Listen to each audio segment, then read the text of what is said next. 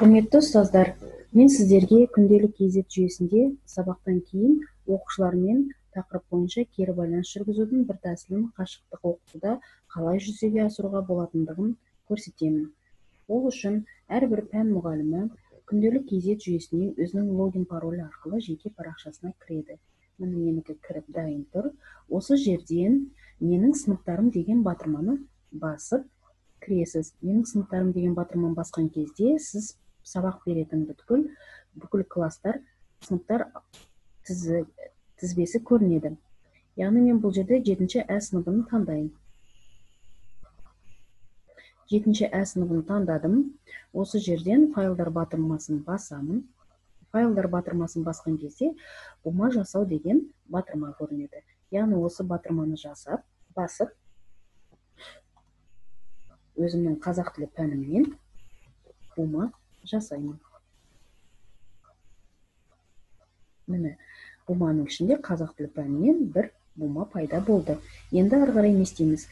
Осыған файлдарды жүктеуіміз қажет. Яғни алдын ала жасалынып қойылған кері байланысымызды қай құжаттың ішінде тұрған жұмыс үстелінде кері байланыс деген бумамызды ашып, ішінен 7-ші сыныпқа арналған 4-90 қазақ тілі пәнінен 1-ші сабақ отан оттанда ыстық тақырыбына кері байланысты оқушыларға жүктейміз.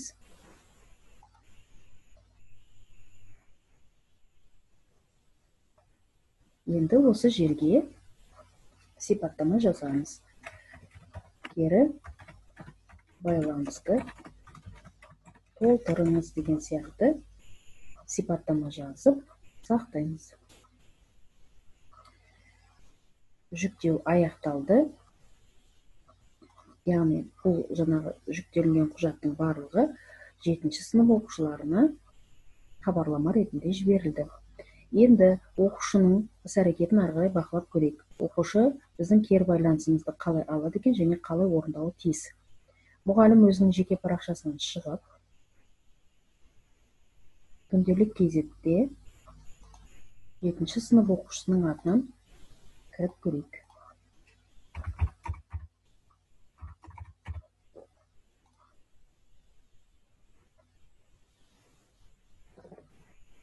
Кірдік. Бұнда да тура мұғалім сияқты менің сыныбым батырмасын басып, файлдарға кіреміз. Файлдарға кірген кезде міне буманың ішінде қазақ тілді барлық файлдардың ішінде бір файл ғана пайда болған екен қазақ тілінен.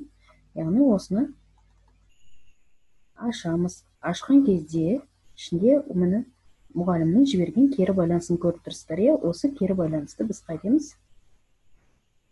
Ашып аламыз да алдымен өзімізге жүктейміз. Жүктегеннен кейін бұл құжатты сақтап, жауаптарын жазып, сақтап қоямыз.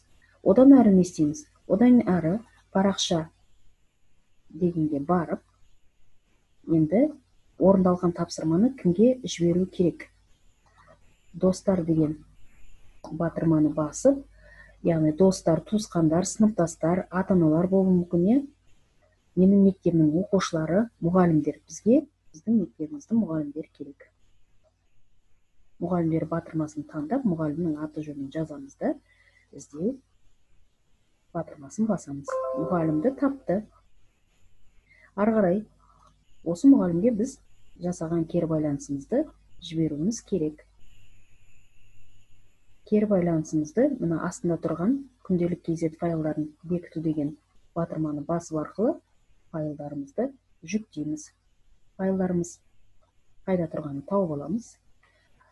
Келген кері байланысымызды біз жұмыс үстелінде кері байланыс бумасында кері байланыс жауап деп сақтап қойғанбыз. Міне осыны барып, мына жерге жаңа буманың атын береміз. Қазақ тілі. Таңдалынған кері байланысымыздың жауабын жүктейміз.